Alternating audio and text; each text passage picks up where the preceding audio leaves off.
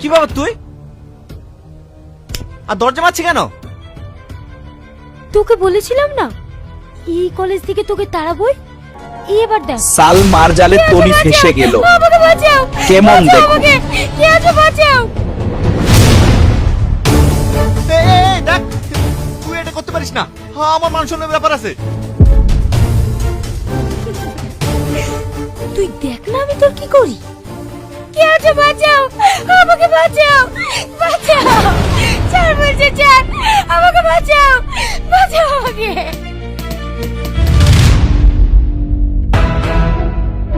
কি হলো সালমা, কি হলো?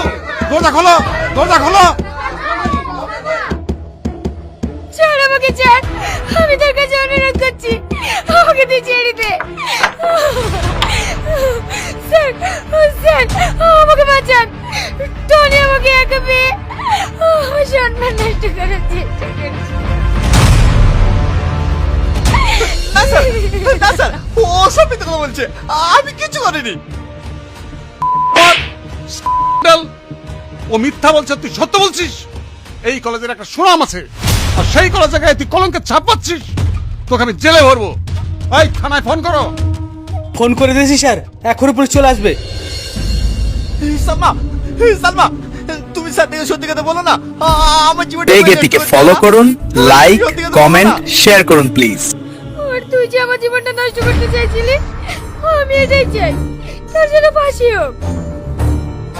কলেজে কি হয়েছে স্যার? এই দেখুন, এই বদমাইশটা একটা মেয়ের মানহানি করার চেষ্টা করছিল। না স্যার, আমি কিচ্ছু করিনি, ওর সাথে আমার ঝামেলা হবে বলে ও আমাকে ফাঁসানোর চেষ্টা করছে, আমি এসব কিচ্ছু করিনি। এখন তো বাঁচার জন্য কথা বলবি। চল, কিছুদিন জেলের ভাত খাবি, সব ঠিক হয়ে যাবে।